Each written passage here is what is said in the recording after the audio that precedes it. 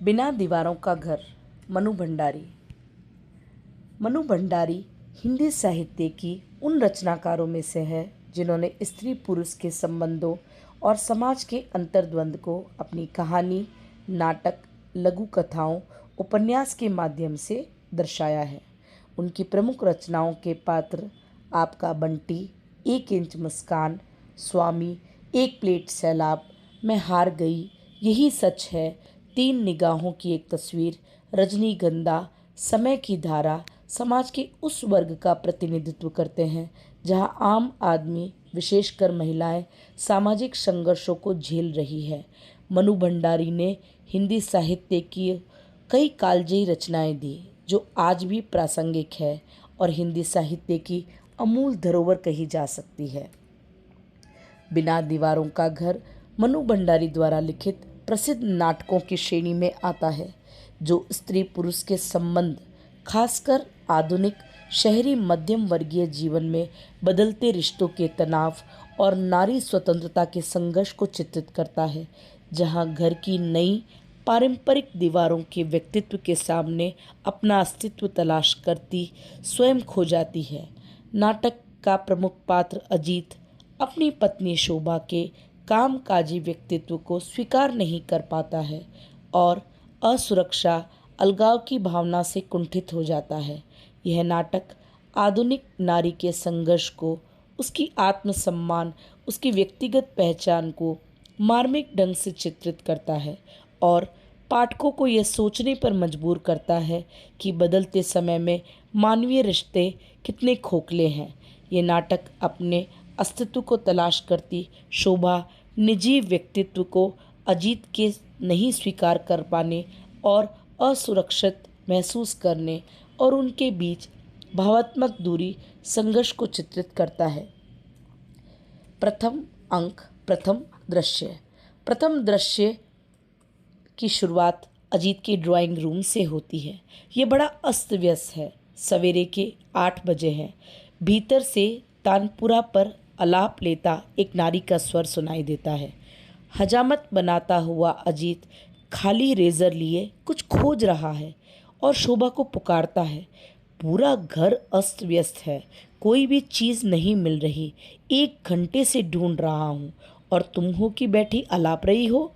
शोभा के सब चीज़ें ठिकाने पर रखने का कहने पर अजीत कहता है कि घर की हर चीज़ ठिकाने पर है या नहीं, यह देखना औरत का काम है। प्रति उत्तर में शोभा कहती है, तो आदमी का काम यह है कि हर चीज़ों को इधर उधर फेंकता रहे। अंदर से बिटिया अप्पी अपनी जुराब मांगती है। अजीत जल्दी से तैयार होकर वहाँ से निकल जाता है। कोई भी अपना काम नहीं करता। घर देखो, कॉलेज देखो, ऊपर से नौकर को भी। शोभा बुदबुदाती जाती है। अजीत हांफते हुए आता है और कमीज के बटन नहीं लगने की शिकायत करता है। अब तुम चाहे कुछ भी कह लो, इन सब के लिए शोभा तुम ही जिम्मेदार हो। शोभा खींचकर कहती है, दुनिया के किसी भी कोने में कुछ भी खराब हो, उसके लिए जिम्मेदार तो मैं ही हूँ। तुम अपना काम नहीं करते, मैं जिम्मेदार। अप्पी अपना काम नहीं करती, मैं जिम्मेदार। नया नौकर नहीं मिल रहा, मैं जिम्मेदार। नल का पानी चला गया है, मैं जिम्मेदार। अजीत कहता है, मैं हॉस्टल में अपने काम को सही तरीके से करने के लिए बहुत प्रसिद्ध था। अपना ही नहीं, अपने मित्रों का भी काम किया करता था। यह जो जयंत है ना, जिसका तुम उदाहरण दिए करती हो, उन्हें काम करना और चीज़ें रखना ढंग से मैंने ही सिखाया है। पर 3 साल पहले तुमने आकर सब कुछ चौपट कर दिया। गाने के अंदाज में अजीत कहता है, शोभा जी निकम्मा कर दिया, वरना आदमी हम भी काम के थे। शोभा मुस्कुराकर कहती है, अब मैं तुम्हारी इतनी देखभाल नहीं कर सकती।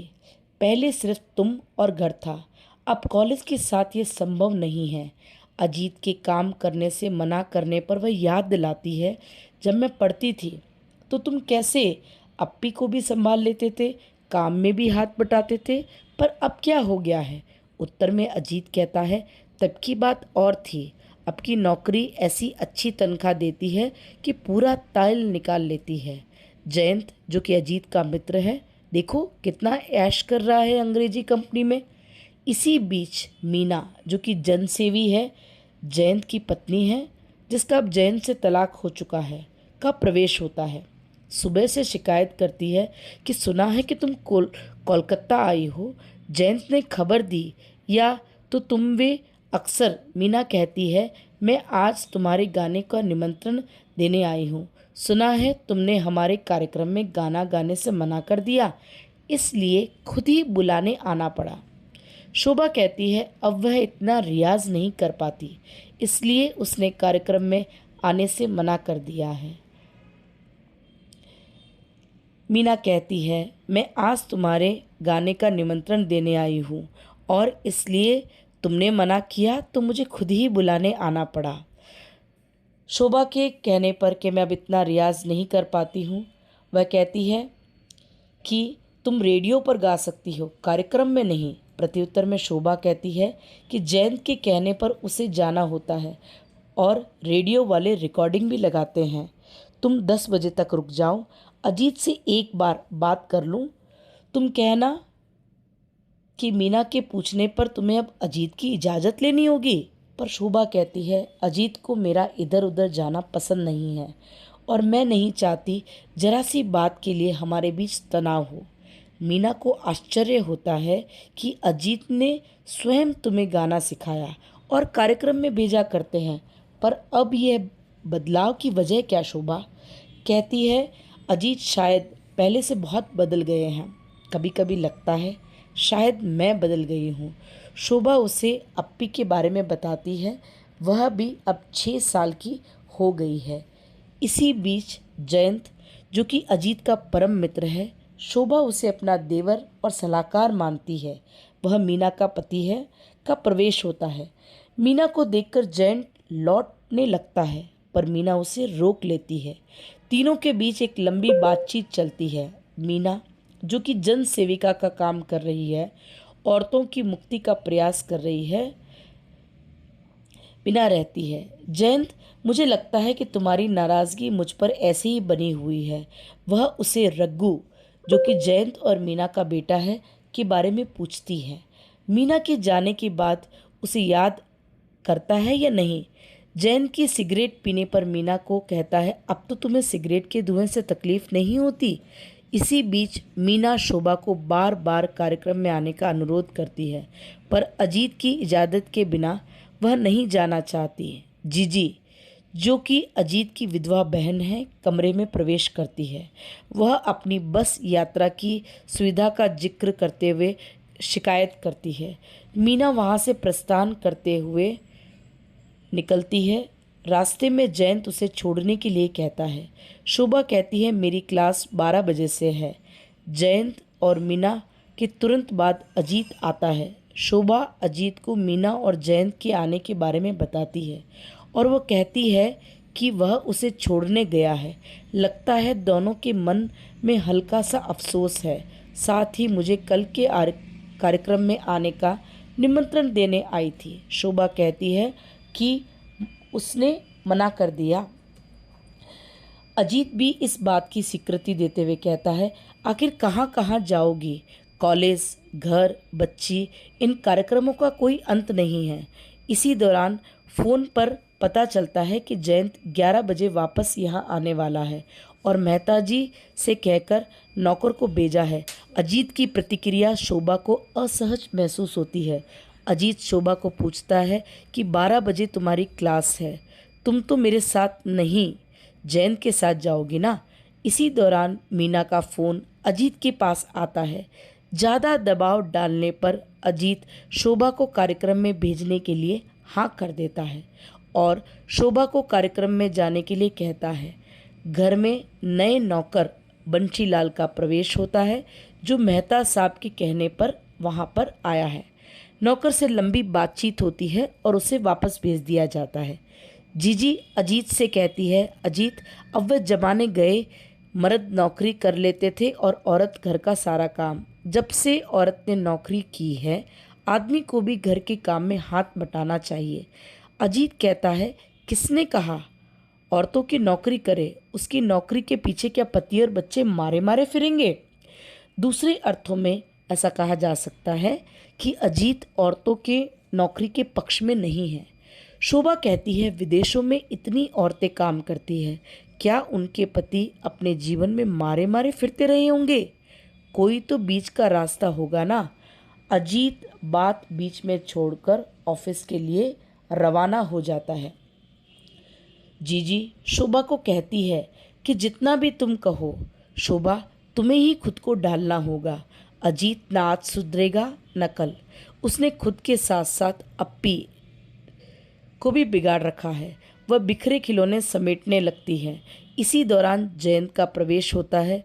शोभा से मीना के बारे में पूछती है कि वह चाहे तो बिगड़ी बात फिर से बन सकती है। दूसरे शब्दों में वह चाहे तो मीना जयंत अपने रिश्ते को दोबारा नए तरीके से देख सकते हैं। पर जयंत उसे साहनी साहब के बारे में बताता है, जो कि महिला विद्यालय के मंत्री है और उन्हें एक प्रिंसिपल की आवश्यकता है। यदि शोभा तुम चाहती हो तो मैं बात कर सकता हूँ, पर शोभा इनकार करती है। जयंत उसे कहता है, स्वयं पर भरोसा रखना सीखो। शोभा उसे सोचकर अजीत से बात करके बताने को कहती है। जयंत कहता है, अजीत इस बात के लिए कभी राजी नहीं होगा। ऐसा कहता हुआ वहाँ से चला जाता है। शाम के 4 बजे जीजी आती है। अप्पी अपना बस्ता कॉपी किताब इधर बिखेर कर खेलने चली जाती है। उन्हें समेटते हुए जीजी शिकायत करती है, इस लड़की को भी अपनी चीज़ें रखना नहीं आया। दरवाजे की घंटी बजने के साथ ही शोभा का प्रवेश होता है। जीजी और शोभा अप्पी को लेकर बातचीत करते हैं। जीजी शोभा को चिट्ठियां देती है और बताती है, मीना को फ़ोन आया था, तुम गाना तैयार कर लेना, अजीत ने इजाज़त दे दी है। शोभा चिट्ठियां पढ़ने लगती है। जीजी शोभा मीना और जयंत के बारे में बातचीत करते हैं। जीजी कहती है, मीना उसे भली लगी, सारा दोष जयंत का ही होगा। शोभा कहती है, इस प्रकार किसी को भी दोषी ठहराना गलत होगा। पर शुरुआत में जयंत के अपने स्टेनो के साथ संबंध थे। दूसरी ओर मीना भी कुछ ज़्यादा आर्य समाजी किस्म की थी। जयंत अंग्रेजी कंपनी में काम करता था। दोनों की जिंदगी के ढर्रे कुछ अलग अलग थे। शायद इसीलिए जयंत भटक गया होगा। वह इतने दिनों से हमारे घर आ रहा है, पर ऐसी कोई बात मुझे नज़र नहीं आई। शोभा कहती है। जीजी अपनी चिंता बताते हुए कहती है कि जयंत तो अजीत का जिगरी दोस्त है, पर वह अजीत के पास तो कम, तुम्हारे पास अधिक बैठता है। शोभा का स्वर थोड़ा तेज हो जाता है। कितने साल से जयंत इस घर पर आ रहा है। पहले मीना भी आती थी, पर जितना मुझे अनुभव है, आदमी की परख है। जब से मैं यहाँ आई हूँ, एक बात सीखी है, अजीत और जयंत एक ही है। जीजी कहती है, तुम नाराज़ मत हो। कभी कभी आदमी अपना सुख खो बैठता है तो चाहता है सारी दुनिया का सुख लूट ले, और अपनी इसी भावना को शायद वह नहीं जानता। आजकल अजीत को भी उसका आना पसंद नहीं है। कुछ खिंचा खिंचा सा रहता है। अजीत आता है, अप्पी के बारे में पूछता है। जीजू को कहता है कि शोभा से कहो अपनी मास्टरगिरी मेरी बिटिया पर ना चलाए करे। इस दौरान फ़ोन की घंटी बजती है। अजीत फ़ोन उठाता है। किसी के शोभा के बारे में पूछने पर आधा घंटा बाद फ़ोन करने को कहता है। शोभा के ये कहने पर कि जब वह यहाँ मौजूद है तो अजीत ने फ़ोन पर झूठ क्यों कहा। अजीत बड़ी लापरवाही से बात को टाल देता है और कहता है, कौन सा इतना ज़रूरी है, तुम जाओ और मुझे गरम गरम चाय पिलाओ। शोभा नाराज़ होकर कहती है, मैं इस तरीके से तुम्हारा फ़ोन रख देती तो तुम्हें कैसा लगता? कम से कम उसे व्यक्ति का नाम तो पूछ लेते जिसका फ़ोन आया था। उत्तर में अजीत कहता है, आजकल तुम मेरी बराबरी क्यों कर रही हो? मैं अप्पी के लिए नाच सीखने की व्यवस्था कर रहा हूँ। घर आकर सप्ताह में 2 दिन उसे नाच सिखाएगा और वह 40 रुपये लेगा। शाम के कार्यक्रम के लिए गाना तैयार कर लेना, वरना कोई यह ना कहे शोभा आई और घास काट कर चली गई। शाम को तुम्हारे कार्यक्रम में चलूँगा, प्रथम पंक्ति में बैठकर तुम्हारा कार्यक्रम देखूंगा। चाय पीते वक्त शोभा अजीत से पूछती है कि मेरे पास महिला विद्यालय के प्रिंसिपल बनने का प्रस्ताव आया है, स्वीकार कर लूं? अजीत के पूछने पर बताने पर यह प्रस्ताव जयंत के सिवा कोई नहीं ला सकता। शोभा कहती है, इससे क्या फर्क पड़ता है? अजीत गुस्से से कहता है, तो मुझसे पूछने की आवश्यकता ही क्या है? जयंत से ही सलाह ले लो, क्योंकि मैं जानता हूँ यह प्रस्ताव तुम्हारे लायक है या नहीं, और या तुम इस प्रस्ताव के लायक हो या नहीं। आदमी को इतना ही बनना चाहिए जितनी उसकी औकात हो। शोभा के वे कहने पर कि वह सब कुछ संभाल लेगी, पर अजीत कहता है, पिछले कुछ दिनों से तुम्हें अपने को लेकर काफ़ी भ्रम हो चला है। कॉलेज में पढ़ाना और कॉलेज को चलाना दो अलग अलग बातें हैं। यह जयंत तुम्हें झूठ मूठ आसमान पर चढ़ाने की बात करता है। शोभा कहती है, तुम मुझे दिन रात धरती पर घसीटने की कोशिश क्यों करते हो? प्रत्युत्तर में अजीत कहता है कि तुम्हें मुझसे ज़्यादा तुम्हारी योग्यता को कौन समझ सकता है? तुम्हारी सीमाओं को मैं जानता हूँ। एक शोभा कहती है कि मैं पहले से जानती थी कि तुम मना कर दोगे, पर मैं तुम्हारे मुंह से सुनना चाहती हूँ। तुम्हारी हर बात मनोभाव को मैं अच्छी तरीके से समझती हूँ। मैं इसके लिए आवेदन करूँगी। तुम जितना अयोग्य मुझे समझते हो उतनी मैं नहीं हूँ। अजीत अपने आप पर थोड़ा काबू पाते हुए कहता है, तुम्हें ही निर्णय लेना था तो इन सबके बीच मुझे क्यों घसीटा? मेरी राय लेने की क्या आवश्यकता थी? शोभा चाय के बर्तन उठाकर अंदर चली जाती है। अजीत सिगरेट के लगाकर सोफे पर लेट जाता है। इस प्रकार प्रथम अंक का प्रथम दृश्य समाप्त हो जाता है।